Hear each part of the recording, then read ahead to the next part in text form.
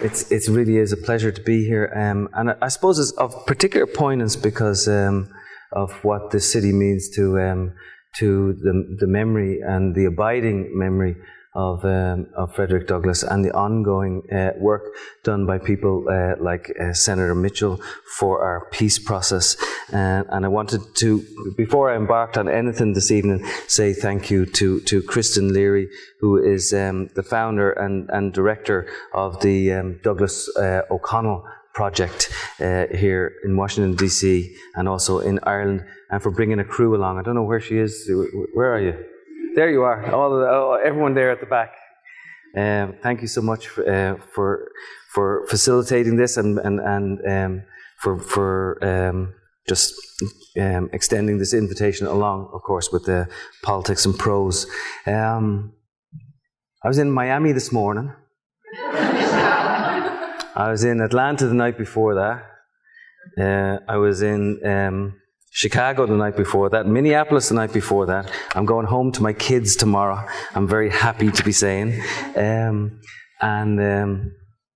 I hope that I can give you a sense of this book this evening, the swerve and the shape of it. And then I'm going to open it up then for questions later on.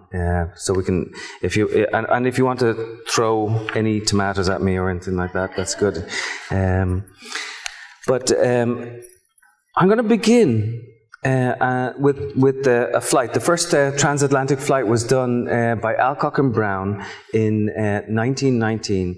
Basically, what they did was they flew a boat of air and linen and a little bit of wood and 2 Rolls-Royce engines across the ocean. Open cockpit. The tip end of their hair froze as they were coming across the ocean. I wish I could say the tip end of my hair could freeze these days, but it just doesn't. It just doesn't anymore. But it's one of those details that I loved, you know.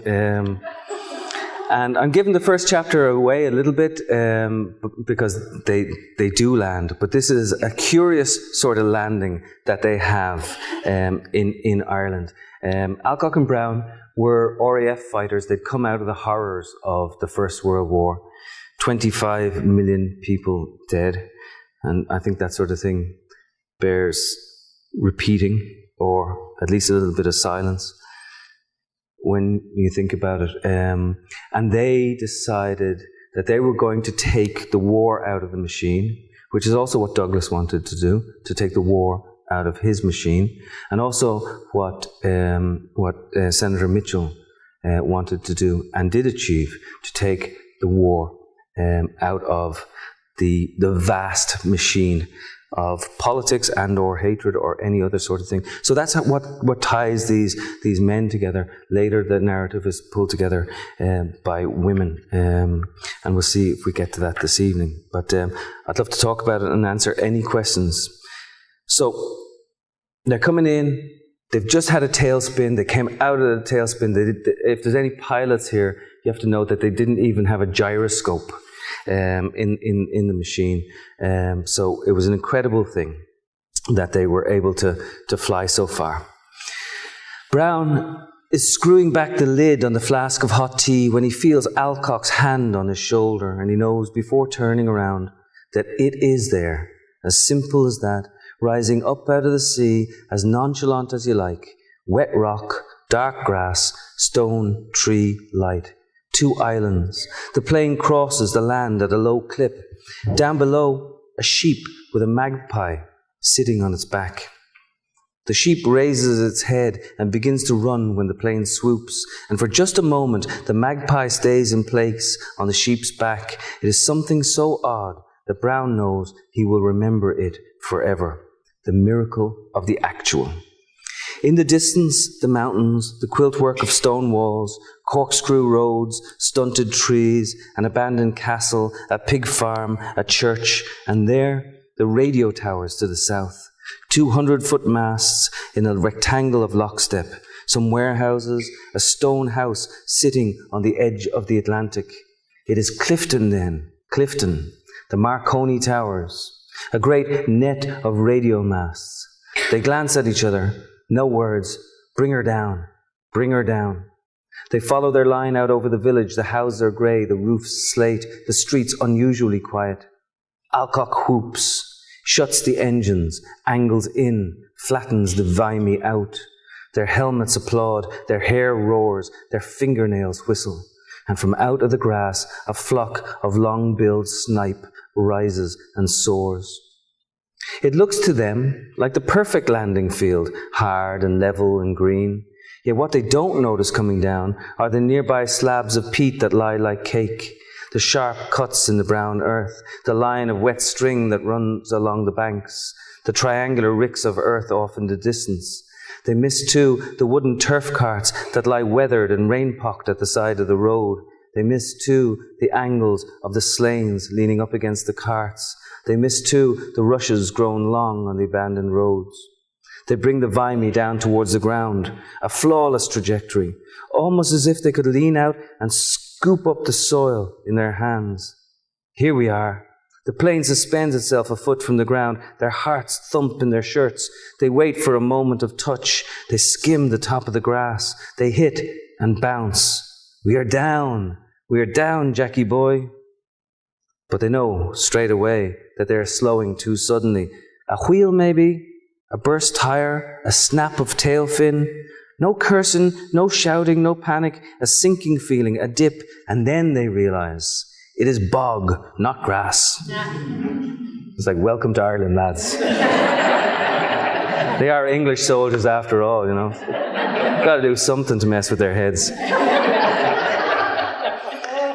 The living roots of sedge, they are skidding across a green bog. The soil holds the weight of the plane a moment, and they skid 50 feet, 60 feet, 70, but then the wheels dig. The earth holds, the Vimy sinks, the nose dips, the tail lifts. It is as if they have been yanked backwards by surprise. The front of the Vimy slams into the soil, the back end flips. Brown smashes his face off the front of the cockpit. Alcock pushes back against the rudder control bar, bends it with pure force, a shot of pain through his chest and shoulders. Good Jesus, Jackie, what happened there? Have we crashed? The silence is a noise in their heads, louder now than ever, suddenly doubled somehow. And then a relief floods up through them. The noise filters down through the rest of their bodies. Is that silence? Is that really silence?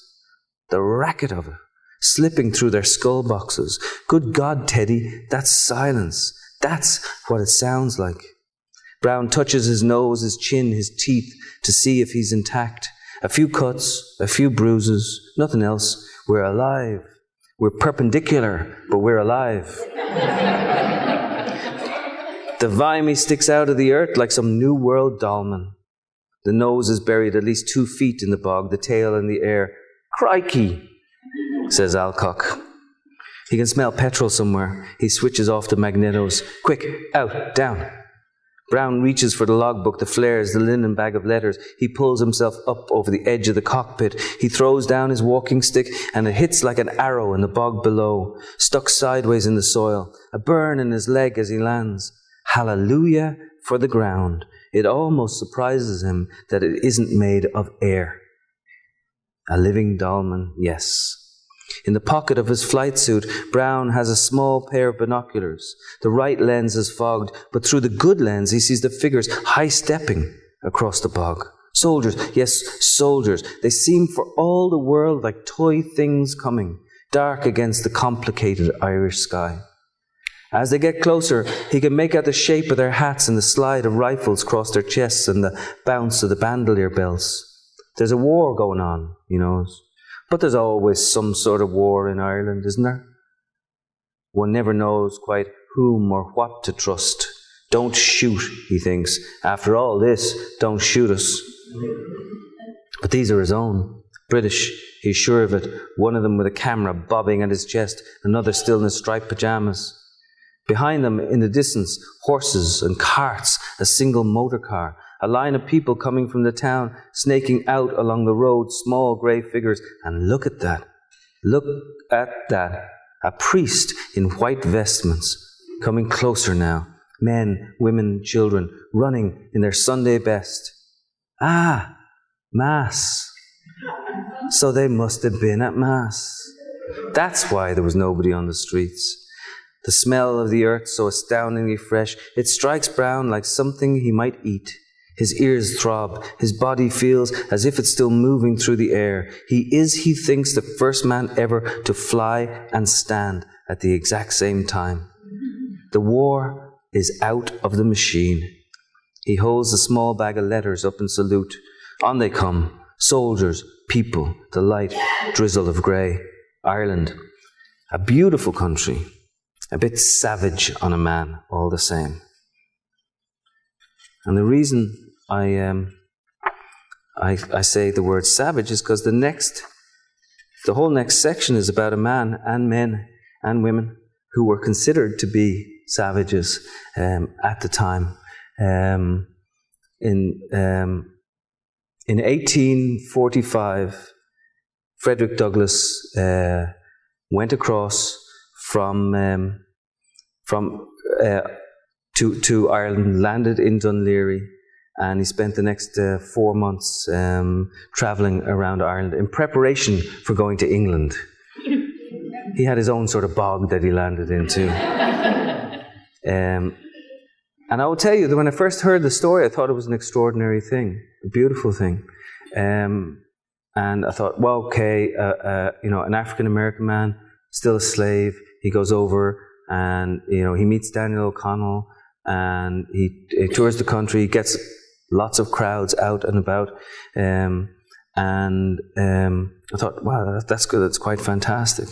And the more I tried to do it and the more he beat me, the more I began to realize that he faced some serious contradictions, not least the fact that the country that he was in was poorer than the country certainly he'd come from. And the people who he saw out there, the ordinary Irish people, were as badly off, if not worse off, than the people, the 3 million people at home who were still in chains. And this to him, it seems, to me anyway, was the great contradiction. And the essence of proper intelligence, I'm going to read a little piece about that later, is as F. Scott Fitzgerald once said, the ability to hold contradictory ideas at the exact same time. And one of the beauties, one of the ways that I fell in love with Douglass again, after being angry at him for not speaking out about what was happening in the famine, except in private letters, was that I understood exactly what he was doing. And I felt a kinship with him. I sometimes think of myself, I live, for my sins, I live on the Upper East Side of New York, right? Which means I'm the least cool writer in the whole of New York. It's like all the cool guys live in Brooklyn. But, I'm sitting there, I'm writing, and I'm doing all these things and making these pronouncements about this, that, and the other thing. And the fact of the matter is that 5 miles up the road from me, the poorest county in the United States is in the Bronx. So why the hell am I not up there writing about what's going on in the Bronx? And then when I realized that about myself, I understood some of what was going on in Douglass's head and heart. And I will tell you that he beat me for a long, long time. I went through about 14 or 15 different versions of trying to write Douglass until I felt that I finally got him. And I'm going to read 2 small sections from the Douglass bit this evening. The first being when he goes out of Dublin. And as you know, I mean, it's sort of a fantastic story. He was only 27 years old at the time. We tend to think of Frederick Douglass, and I certainly did, like frozen in the aspic of the daguerreotypes that were made of him later on, with that big bushy hair and that lived-in face and everything like that. But no, this was a 27-year-old man. Tall, broad, a dandy, fond of fine clothes. All the Victorian women of Ireland, they wanted to have a picnic with him. There was like, they wanted, and they would come and talk to him and ask him about the fashions and the styles that the free American women would be wearing, things like that. And he's also sort of monstrously, beautifully curious about about the world around him. And of course he met O'Connell and spent time with O'Connell, and they both admired each other tremendously. But then he was confronted with this poverty that was unfolding at his feet, which later became and unfolded into the Irish famine. So he's with his publisher, Richard Webb, a Quaker, and it's nice to be in a Quaker hall this evening. But he and Mr. Webb did not get on too well, not all the time. But they're going in a carriage, they're going south, and they're around about the River Barrow. They've gone through Dublin, they've gone through Bray and Enniscorthy, they've gone down the coast, and things are starting to unfold in front of them. There was a smell out over the land. The soil had been turned. The blight had flung its rotten odour into the air. The potato crop was ruined. It's all they eat, said Webb. But why? It's all they have, said Webb. Surely not. For everything else, they rely on us. British soldiers gallop past, hoofing mud up onto the hedgerows, green hats with red badges like small splashes of blood against the land. The soldiers were young and frightened. There was an air of insurrection about the countryside. Even the birds seemed to howl up out of the trees.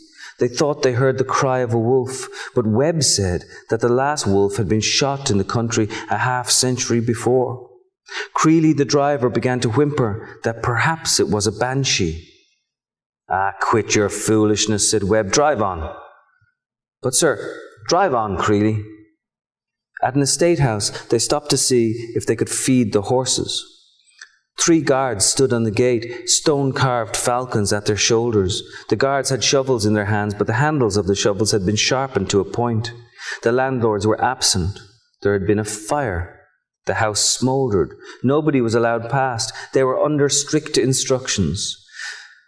The guards looked at Douglas, and they tried to contain their surprise at the sight of a Negro. Get out of here, the guards said. Now. Creeley pushed the carriage on. The roads twisted. Hedges rose high around them. Night threatened. The horses slowed. They looked ruined. A gout of spittle and foam hung from their long jaws. Oh, move it, please, called Webb from the inner cab, where he sat knee to knee with Douglas. Under a canopy of trees, the carriage came to a creaking stop. A silence pulled in around them. They heard a woman's voice under the muted hoof shuffle. It sounded as if she were invoking a blessing. What is it? Called Webb. Creeley did not answer. Move it, man. It's getting dark. Still the carriage did not budge. Webb snapped the bottom of the door open with his foot, stepped down from the inner cab. Douglas followed. They stood in the black bath of trees. In the road they saw the cold and grainy shape of a woman. She wore a grey woolen shawl and the remnants of a green dress. She had been dragging behind her a very small bundle of twigs attached to a strap around her shoulders, pulling the contraption in her wake. On the twigs lay a small parcel of white. The woman gazed up at them. Her eyes shone. A high ache tightened her voice. You'll help my child, sir, she said to Webb. Pardon me? God bless you, sir, you'll help my child. She lifted the baby from the raft of twigs. Good God, said Webb. An arm flopped out from the bundle. The woman tucked the arm back into the rags. For the love of God, the child's hungry, she said.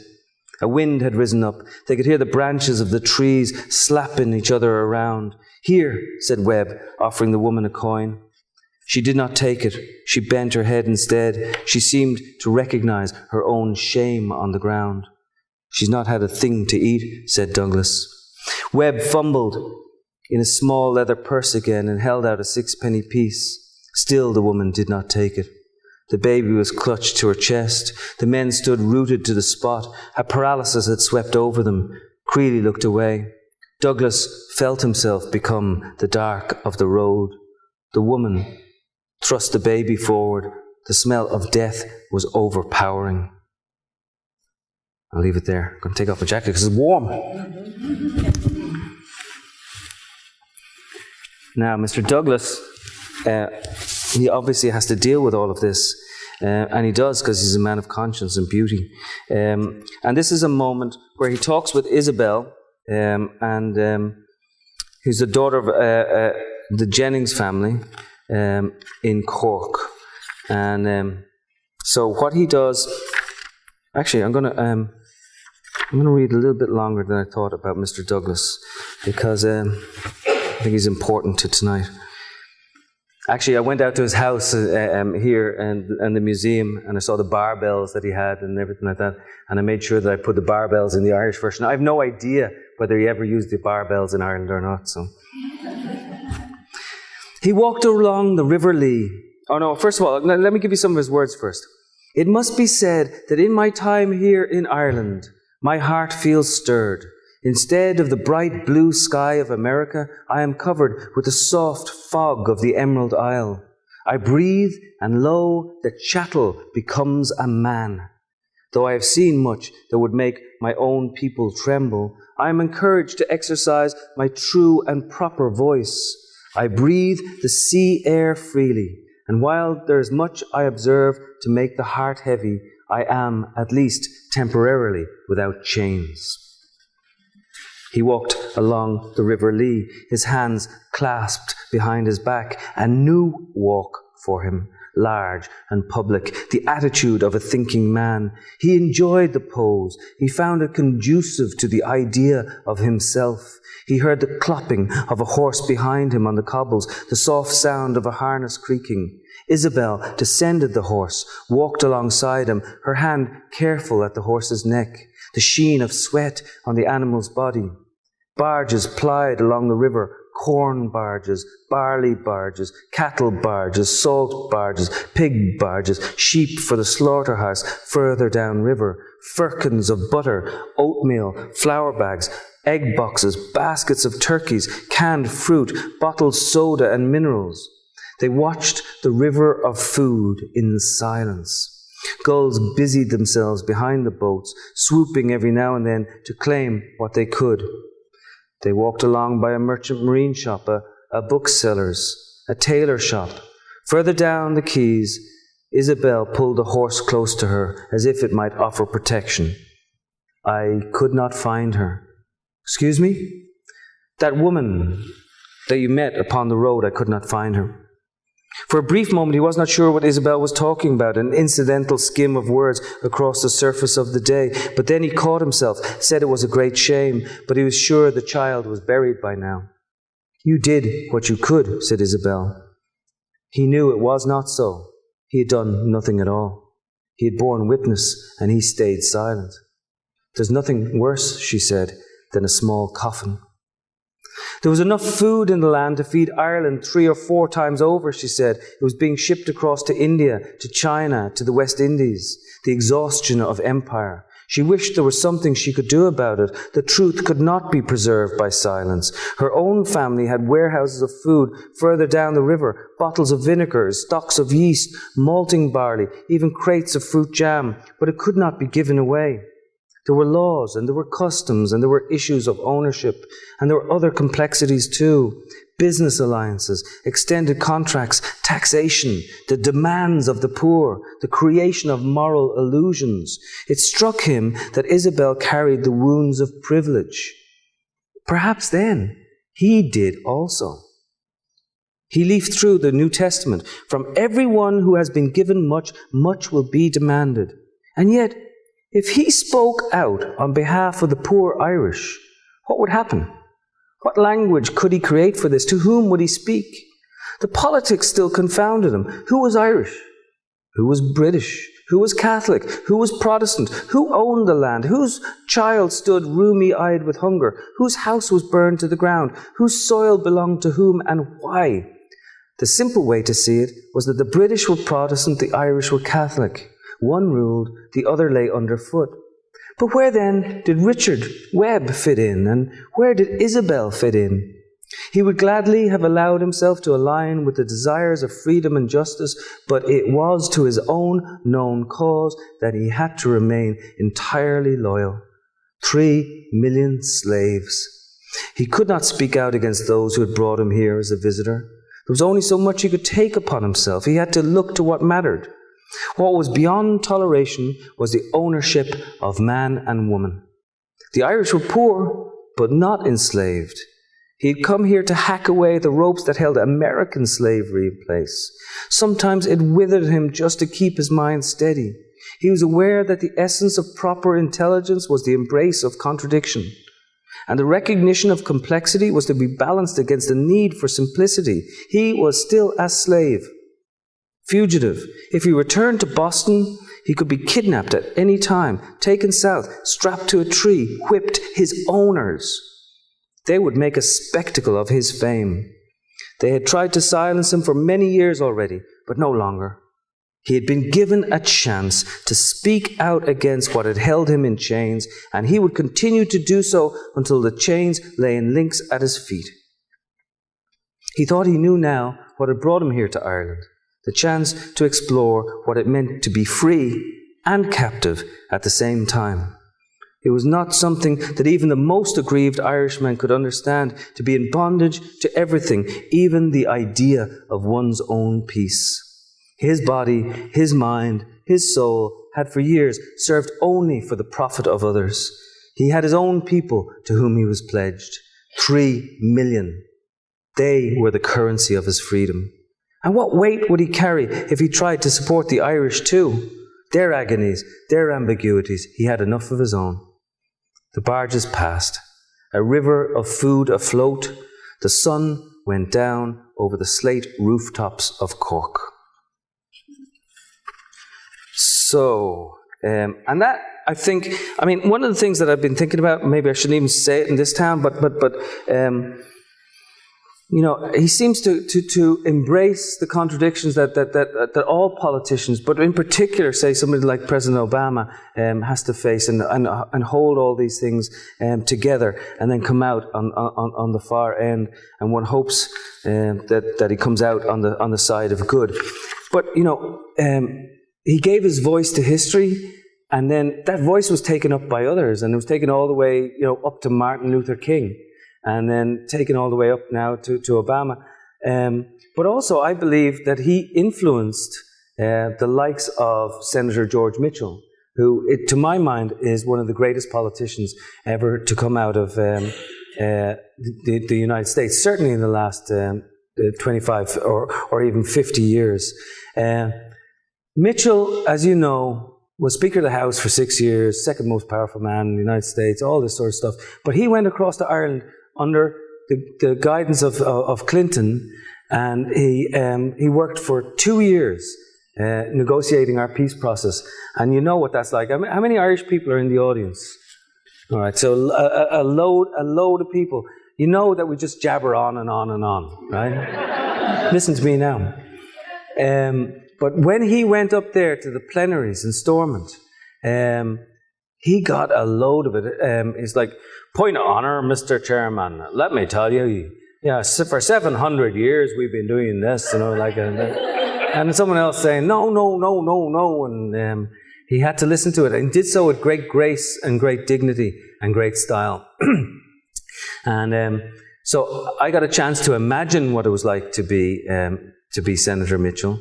I actually wrote to him, and he and his wife allowed me the chance to imagine what it would be like. And then they said I'd send it to them, and she read it first, and she called me up, and she said she's a few things that she wanted to talk to me about.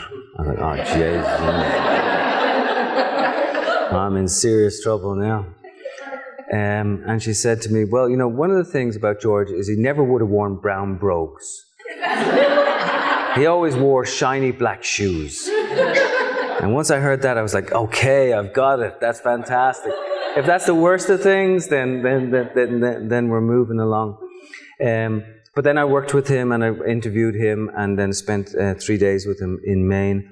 But it was extraordinary, the collision of things that I had imagined and the actual reality.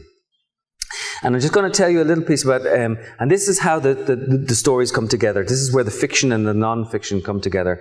And I imagined him, I knew he played tennis, but I imagined him playing tennis in Strandminnis Tennis Club. And I also thought that it would be very interesting for him to see the All-Ireland Women's Tennis Tournament. As it turns out, he saw some sort of tournament that was similar. And this is where the fictional character of Lottie Ehrlich, who witnessed the flight earlier on, and later becomes an important player in the peace process in the terms of women, she comes into the book. And this is just a small piece to lighten up the load from the heaviness of the last piece. In the early days, when the peace process was fresh, Senator Mitchell would drive to the Strand Millis Tennis Club along the banks of the Lagan. 9 or 10 outdoor courts, all artificial turf, sprinkled with gritty sand, tough on his ankles, but he liked to get out and knock the ball back and forth. He played with the younger civil servants. They were careful at first to try not to beat him, until they learned there was a sort of unbeatability about him. Some of you might know Senator Mitchell, and you'll know exactly what I'm talking about, these tennis metaphors. He was relentless. He hung on. He was a backcourt player. He slid along the rear line, returning the ball safely over the net time after time. The photos belied it, but he was sprightly. The luxury of age was the giving up of vanity. He could play for hours on end in the Irish drizzle. He wore white shorts and long tube socks. That's my favourite detail. So embarrassing to have worn long tube socks. Can you imagine? It's like, Heather told me that one. It's like, he wore white shorts and long tube socks and a blue tracksuit top. Afterwards, he would take the opportunity to laugh at himself in the changing room mirror. He was surprised early one morning to come off the northernmost court to see a group of women gathered together at the front of the club. He wandered quietly in amongst them. Signs were hung on the rear of the benches, All Ireland Women's Tournament. He liked that notion. At least in tennis they could play together. He was taken by the sight of an elderly woman who piloted her wheelchair along the back of the courts. A thick-boned woman with striking grey hair. She must have been 90. But she carried herself quite well in the chair, a generosity to her. She stopped at the back of each court and marked the clipboard with a pencil, then called out to the players and the umpires. She had a sing-song voice. He thought he heard an American accent, but he wasn't sure. He came back later that day after a series of plenaries in Stormont and Belfast. The usual bickerings. The day had sapped the fire from him.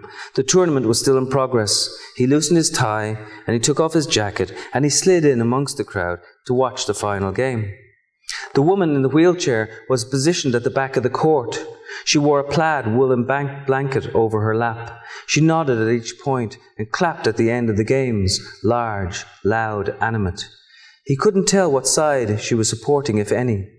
Every now and then she let out a long laugh, and she put her head on the shoulder of a younger woman alongside her. Small ripples of applause slipped across the evening. These were the moments he liked the most. The refuge of the anonymous, the ordinary bits and pieces, Ireland unwarred. The match ended to a polite round of applause, and the elderly lady was whisked away from the back of the courts. He saw her reach out for a small plastic glass of champagne. She was left alone a moment, and he noticed the edge of her wheelchair catch on the artificial turf. "Lottie Tuttle," she said, stretching out her hand. "George Mitchell." "Oh, we know who you are, Senator. We saw you this morning with that awful backhand." He reared back and he laughed. "You're American?" he asked. "Lord, no." She finished the small glass of champagne. "Canadian." Sort of. "Sort of. Newfoundland." "Ah, beautiful place. Lottie Ehrlich was the name long ago, once." "I see. I go back to the Druids, really." She pushed the right side of the chair and it spun gracefully. He could hear elements of Irish in her accent. "I live out by the peninsula, Strangford." "Ah," he said, "I've heard of it. The lake." "Indeed, the loch. You should come visit, Senator. You'd be most welcome. We have a small cottage on the water." "Well, I'm rather tied up now, Lottie." "We're hoping that you're going to sort out this mess for us, Senator." "I'm hoping that too. After that, you can return to your backhand." She smiled and made her way around the back of the court to talk with the tournament winner. She pushed the wheelchair along entirely by herself, but then she turned around with a grin. "Really, Senator," she said, "your problem is that you're not planting your back foot properly." But he did. He planted his back foot properly, God bless him. And he knows the age of the peace process now by the age of his son, Andrew. Because Andrew was 5 months old when he went across at the age of 64 to help us. And I wanted to create a myth for what happened to him, because his beauty was his silence and his ability to embrace silence and to have people apply their words and their ideas onto him. And this is the last little piece I'll read. I was going to read a long piece about how the novel ties together, but I think I'll leave it up to you, and you can see if it does if you read it. But this was his favorite part of the novel, or it's the favorite part of his section.